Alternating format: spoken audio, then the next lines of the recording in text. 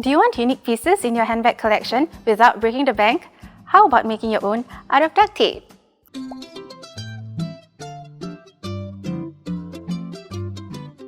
Hi, I am Adilah, a library officer at Library at Orchard, and you're watching a new episode of Book It Out. Book It Out is a video series where we read books and try out the different arts and crafts projects and lifestyle changes in them. This is Duct Tape Bags, 40 projects for totes, clutches, messenger bags, and bowlers by Richela Fabian Morgan. Morgan is an artist who realized that amassing a collection of bags can be expensive, so she began making her own out of materials like fabric. But the closest fabric shop was a drive away, while the hardware store was nearby. That's how she discovered duct tape was a great material for making bags. And the best thing is, just about every household has some duct tape lying around for repairs and emergencies. So let's make a duct tape bag and see how it compares with off-the-shelf bags. Starting the book off with the essentials, Morgan shares her list of must-have and nice-to-have tools and provides tutorials on how to make duct tape fabric, as well as how to use different closures to secure your bags. This is followed by detailed instructions for 40 bag designs conveniently categorized into different bag types. Print-to-size templates are also provided at the end of the book to make duct tape fabric. I chose this design because the loose weave seems fun and I feel like I will be able to get a lot of use out of it. The level of difficulty is also not too intimidating for a beginner like me. You will need 3 rolls of duct tapes in your colors of choice, a pair of scissors, craft knife, and a metal ruler. First, choose the 2 colors that will form the main body of your bag. I chose sage and baby pink because they are my favorite colors. Let's first work on the horizontal strips. Cut 16 strips of both colors, measuring 45.5 centimeters each. Stick 2 strips of the same color together so you have 4 double-sided strips of one color and 4 of the other. Now for the vertical strips. Cut 14 pieces but measure these to be 53.5 centimeters long each. Don't stick these together yet. Next, place down the shorter strips horizontally just like so.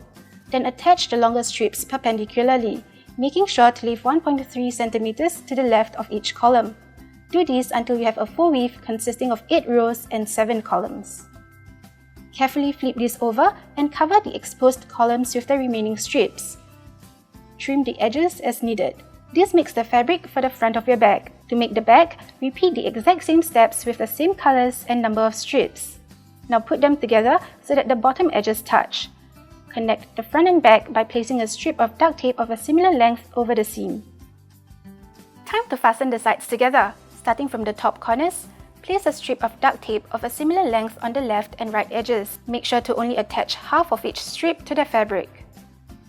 Fold back the strip so the sticky half is facing up. Carefully fold the side without the tape into the sticky part. Repeat on the other side.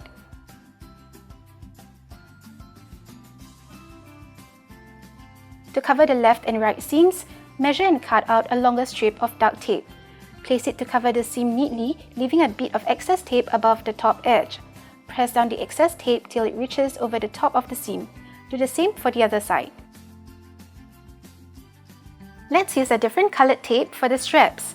Cut 2 strips of 127 centimeters and fold each one lengthwise into thirds.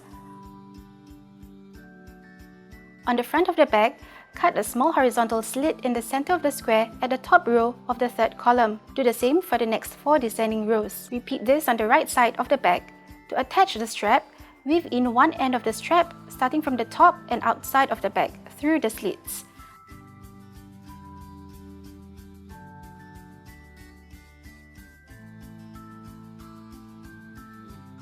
Do the same for the other side. Cover the strap ends on the inside of the bag with more strips of tape. Repeat these steps with other strap on the back of the bag.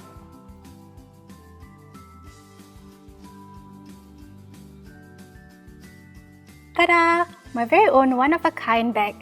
As with other craft projects, making my first duct tape bag required playing around with tools and colors to figure out what works best for me.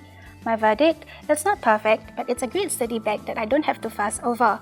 I can get it wet, poke it with a sharp object, and load it with tons of stuff that's almost indestructible. With a little imagination, you can be sure that no other bag looks the same as yours too. So, is a duct tape bag worth toiling over? You'll never know until you give it a try. If you'd like to borrow duct tape bags, 40 projects for totes, clutches, messenger bags, and bowlers by Richela Fabian Morgan, you can find it as an ebook on the NLB mobile app. Alternatively, use the NLB catalog to locate a physical copy from our public libraries. Library at Orchard is a design library for everyone, and it carries many interesting craft books that you might be interested in checking out. Check out these links and more in the description below. And thank you for watching this episode of Book It Out. See you soon!